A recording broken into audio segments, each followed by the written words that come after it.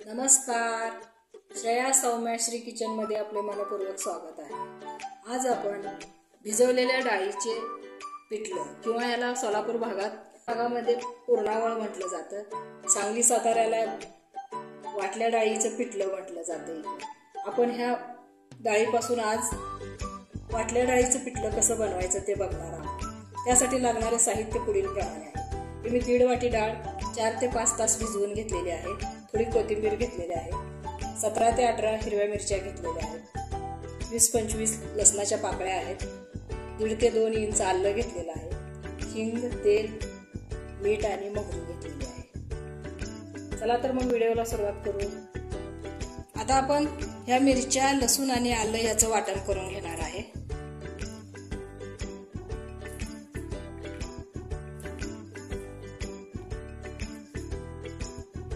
आता ही डाळ पण आपण मिक्सरला वाटून घेणार आहे।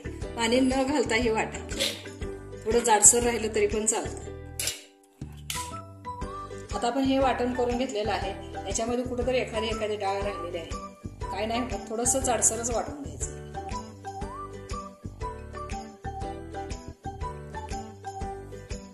आता कढई तापलेली आहे, आपण तेल घालून घेऊ।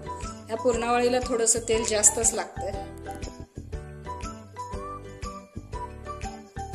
मोठे 4 ते 5 चमचे मी तेल घातलेलं आहे। तापलेलं आहे, जिरे मोहरी आपण याच्यामध्ये घालू।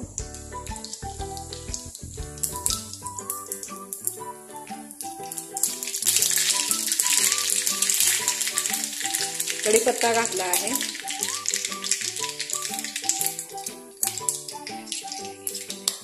आता हे हिरव्या मिरचीचं जे वाटण केलं होतं ते आपण याच्यामध्ये घालून परतून घेणार आहे।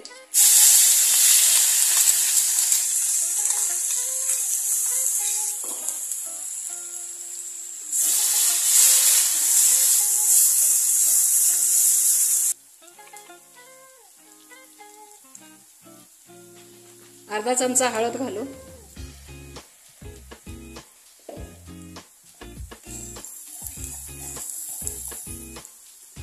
पाव चमचा हिंग घालते,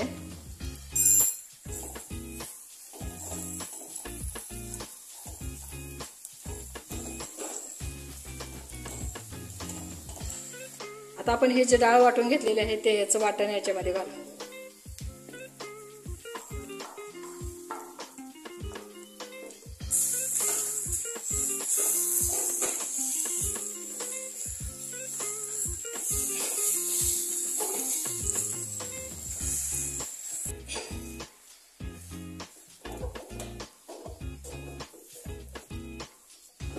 एक 5 मिनिट आपण झाकून ठेवूया। आता वाफ आले का बघू आपण।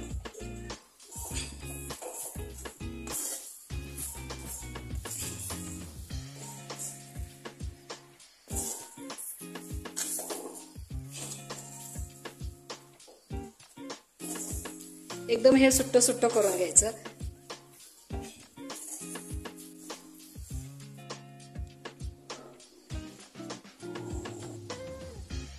आता आपण याच्यात मीठ घालून घेऊ। आपण मीठ घातलेलं नव्हतं, आता आपण मीठ घालू।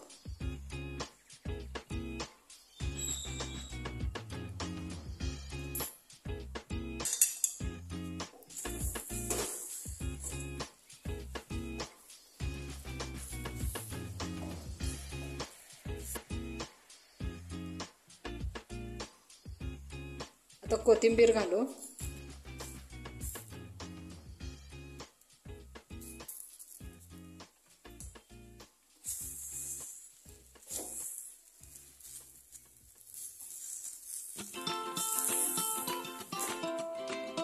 एकच मिनिट आपण झाकून याला वाफ घेऊ।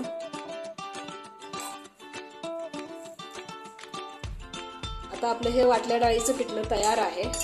आपण एका बाउल मध्ये काढून घेऊ।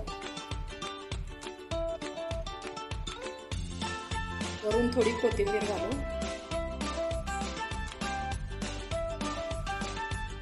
आज ही आपली रेसिपी तयार आहे। तुम्हाला आजचा व्हिडिओ कसा वाटला?